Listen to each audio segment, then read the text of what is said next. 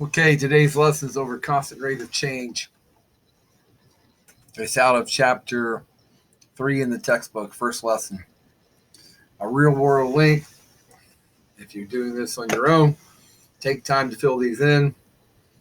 We're doing it in class. Pause it. I'm going to go ahead to the next graph. And we see that the number of songs increased by 2. The number of songs increased by 2 as the time increases by 1 minute. So it's 2 songs per minute. We're always going to write it as y over x. The rate of change is always going to be y over x.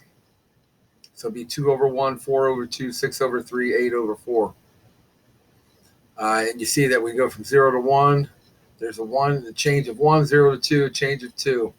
You can see that relationship as well as they go along. We'll see that on the next page. Graph the ordered pairs. The points appear to make a line. And here shows what I want you to see.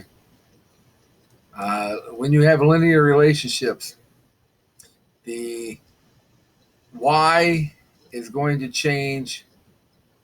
The x and y, the change in y is always going to be the same, and the change in x is always going to be the same. So there's a 2-to-1 ratio. So this would become a line. And I show that down here with the purple.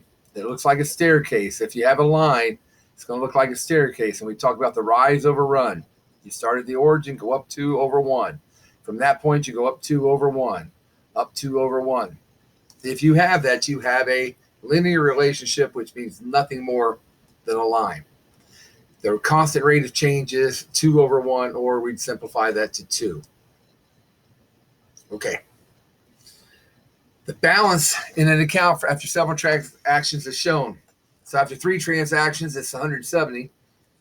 When you add 3 more, it goes to 6, you go down 30. When you add 3 more to go to 9, you go down 30. So is there a constant change in y, that would be the balance, over the number of actions, which is x? Yes, there is. It's negative 30 to 3. And again, if you simplify that, that'd be negative 10 over 1, which would be a negative 10 constant rate of change. So this too would form a line if you were to graph it. Do these examples show a linear relationship, and then explain it? And you go ahead and look at the table, look at the graph, and see if you think so. And here's the answers for it. No, the rate of change from 5 to 10 is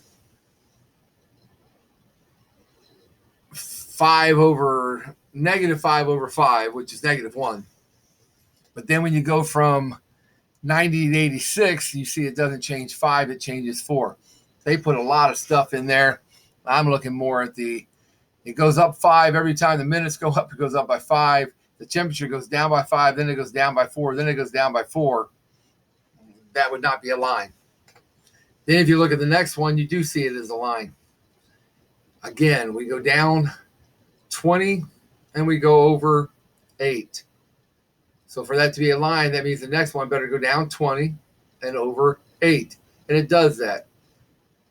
And then it's a broken line graph, so we can't continue on. But if you have 3 points, you can see if it forms a line. Yes, it does.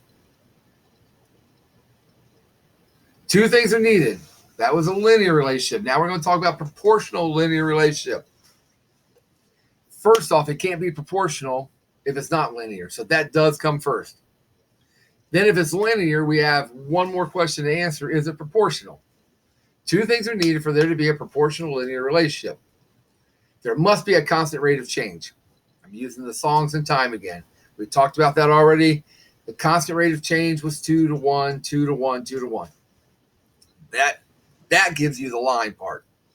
For it to be a proportion, the line must pass through the origin. Well, the origin is 0, 0. So you can look at this table and know for sure that if it's a constant rate of change, which it is, if it passes through the origin, which it does, then this is a proportional relationship. If it doesn't pass through the origin, it's not a proportional relationship. Let's take a look at that. We can see here that for every change in x, we have every change of x is 5, every change in y is 9. 5 to 9, 5 to 9. And again, we'd write it as y over x, so it would be 9 over 5. There is a constant rate of change. So it's a line. You can look at this graph and see that it's a line. Now, does the line go through the origin? It does not. For one, you can look at Celsius is 0. Fahrenheit would have to be 0 for it to be proportional. So we can look at it and say, yes, we know it's a linear relationship. We know it forms a line. But no, it is not proportional because it doesn't go through the origin. It is that simple. One more then. Take a look at this, see if you got it. Use the table to determine if this is proportional. First off, is there a constant rate of change? For every change in pounds, is there a consistent change in kilograms?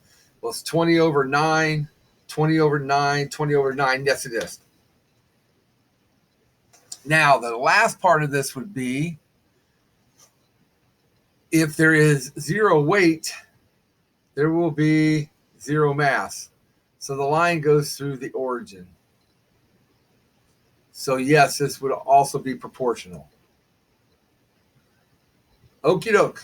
That would be it. Go ahead and get your slides done, get your ALEKS done. That's the lesson for the day. Thank you.